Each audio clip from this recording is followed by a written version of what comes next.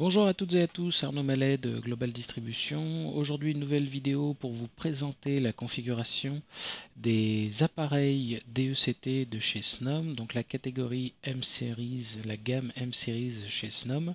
Donc comment configurer ces nouveaux appareils avec les équipements LG et Ericsson, donc les cabinets EMG 80, EMG 100, EMG 800, UCP 100, etc. Donc toutes les catégories.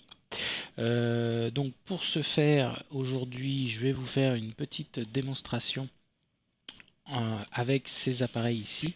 Donc j'ai avec moi un N7 M80, donc la catégorie robuste de la M Series. Donc un appareil qui peut être utilisé dans les milieux un peu difficiles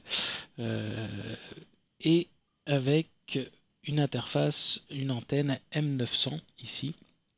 Donc on utilisera seulement ici une seule antenne, on ne prendra pas l'exemple du multi-antenne, mais la configuration reste la même, que ce soit du simple ou multi-antenne.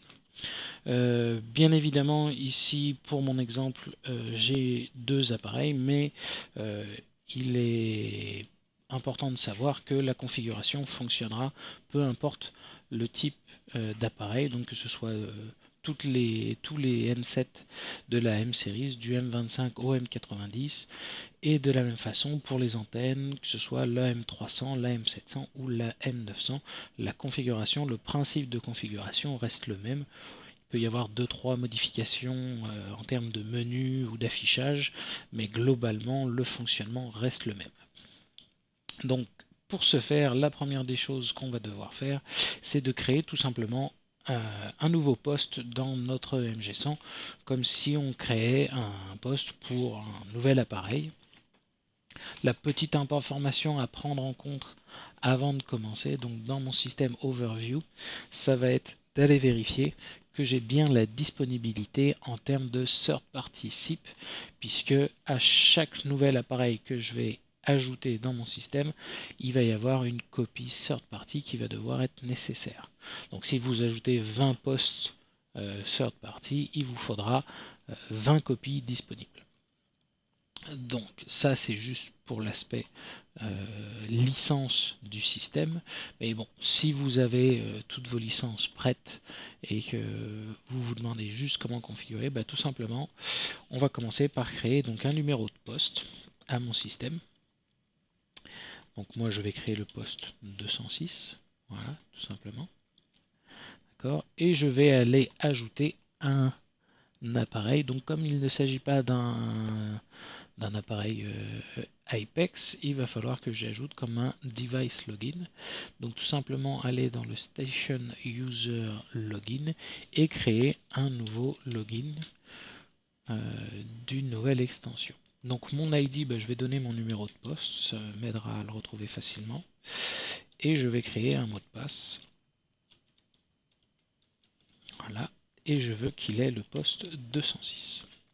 Comme le poste est disponible, normalement, ça ne devrait pas créer de problème. Voilà, donc là ma création est faite, vous voyez, il n'attend plus que l'enregistrement du numéro et de l'appareil pour savoir s'il s'agit d'un UCS ou d'un third party.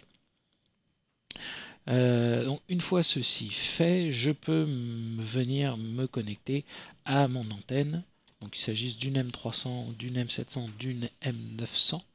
Donc normalement, je vais juste venir. Donc quand vous vous connectez, vous arrivez donc sur votre antenne. Tout simplement, l'antenne est DHCP au démarrage. Toutes les antennes sont DHCP. Donc il faudra juste que vous retrouviez l'adresse IP sur votre réseau DHCP. Vous connectez, le mot de passe, l'utilisateur admin, tout simplement, par défaut. Vous pouvez bien évidemment les changer par la suite. Donc là, on va partir du principe que je viens juste de me connecter sur mon antenne. Je vais donc la connecter d'abord au serveur. Donc vous voyez ici, je peux ajouter un serveur. Donc en l'occurrence, mon serveur c'est un EMG100. Donc je l'ai appelé EMG100, vous pouvez l'appeler comme vous voulez. Et surtout, vous lui demandez dans la partie register de l'adresse IP locale de votre système. Donc nous, on part du principe dans cette config là qu'on a un système très simple avec juste un réseau local où tous les téléphones et les appareils sont sur le même réseau. Petites informations concernant le serveur. Donc vous voyez, il y a plusieurs paramètres ici. Vous pouvez changer le transport SIP. Vous pouvez changer aussi le, la référence en termes de DTMF, évidemment. Donc plusieurs modifications qui peuvent être faites. Vous voyez la norme DTMF qui peut être changée ici. Donc vous pouvez modifier au besoin, sachant que là ici, si je laisse les valeurs qui sont ici, qui sont par défaut, le système LG Ericsson les comprendra lui aussi de la même façon. Donc j'ai créé mon serveur, je vais juste sauvegarder les informations. Voilà, et je vais maintenant pouvoir venir créer une extension. Donc dans la partie extension, c'est ici qu'on va venir lier le téléphone et l'extension qui a été créée dans le EMG ou dans le UCP d'ailleurs, peu importe. Donc je vais créer un nouvel appareil. Donc d'abord je vais commencer par ajouter l'extension. Donc pour ça que je commence toujours par le Sony, par le LG Ericsson, parce que comme ça j'ai déjà mes paramètres qui sont créés. Je vais juste, donc ce sera l'extension 206. Mon ID c'est le même numéro que l'extension. Je lui rentre le mot de passe. Voilà. Et je vais lui afficher, voilà, c'est un essai, donc je vais l'appeler test. Et je vérifie bien que je lui donne l'adresse du serveur EMG100. Voilà, donc le nom et l'adresse qui s'affichent ici. Si vous en aviez plusieurs, bon, vous pourrez choisir celui que vous voulez. Là ici, j'en ai qu'un seul, donc la sélection est automatique. Une fois ceci fait, je peux sauvegarder. Voilà, je n'ai pas besoin de ça. Voilà, donc là je reviens. Et donc là ici dans mon menu, on voit que mon extension c'est bien 206 avec l'affichage test, l'adresse du serveur et le nom du serveur. Pour l'instant, j'ai pas d'information de statut, ça viendra un peu plus tard. Maintenant, on voit ici cette section-là concerne la partie handset, donc la partie hardware du téléphone. Donc une fois qu'on a créé l'extension, il faut maintenant lui créer la partie téléphone, donc lier le téléphone à l'extension. Donc la première des choses à faire, ça va être de rentrer les informations du téléphone en question. Et la première qui va être importante, c'est l'IPEI, donc qui est en grosso modo comme l'adresse MAC sur un réseau. C'est une adresse physique du téléphone. Donc cette adresse, elle se trouve à deux endroits. Elle se trouve sur la boîte de votre poste.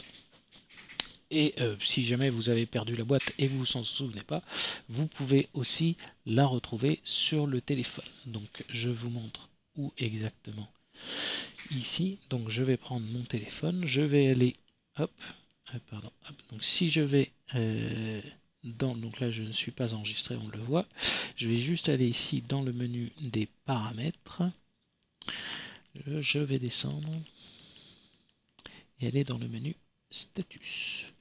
Tout en bas du menu status, vous allez retrouver le numéro IPEI de votre téléphone. Donc vous rentrez ici la chaîne de caractères.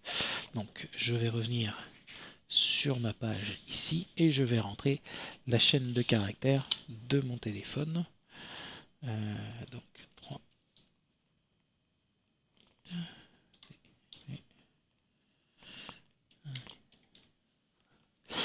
Et ici, il faut aussi rentrer donc un numéro d'access code. Donc c'est comme un password qu'on va vous demander de rentrer sur le téléphone au moment de vous connecter. Donc vous pouvez rentrer une chaîne de caractères comme vous voulez. Moi ici j'ai rentré 1, 2, 3, 4. Vous pourrez rentrer bien évidemment ce que vous voulez. Donc une fois ceci fait, on peut venir sauvegarder. Voilà. Donc là, mon appareil est disponible avec le numéro. et bien sûr l'extension qui lui est liée. Donc maintenant je reviens sur mon téléphone, je vais revenir au menu du début, voilà, donc on va recliquer ici, et maintenant on va aller dans le menu connectivité, et on va venir s'enregistrer. Donc je vais prendre un euh, des comptes disponibles, et ici on me demande de rentrer l'access code. Donc moi je vais rentrer 1, 2, 3, 4, je rentre, le système va tenter de s'enregistrer. Donc on va lui laisser un peu de temps, le temps de se connecter. Voilà. Donc maintenant, j'ai bien le nom qui s'affiche test et le numéro 206. Donc maintenant, mon téléphone est disponible dans le réseau, tout simplement. Donc si on revient rapidement sur ma page ici, si je fais un rafraîchissement de la page de l'extension, donc là on voit bien maintenant le type de téléphone qu'on ne voyait pas auparavant. On voit aussi l'information d'enregistrement du point de vue du système EMG100. Donc là, ma connexion est complète. Je suis donc capable, si je prends mon téléphone, ici, de faire un appel. Voilà. Mon téléphone est donc disponible sur le système. Donc, voilà pour ce qui est de la configuration des systèmes sur le EMG100. Donc tout simplement c'est une configuration assez basique pour un téléphone. Donc juste s'assurer que vous ayez la disponibilité sur votre EMG100 et ensuite de juste suivre les principes de configuration que je viens de vous montrer ici et tout devrait fonctionner sans aucun problème. Voilà, j'espère que ce tutoriel vous aura aidé à configurer vos appareils et je vous dis à très bientôt dans une prochaine vidéo. Merci beaucoup.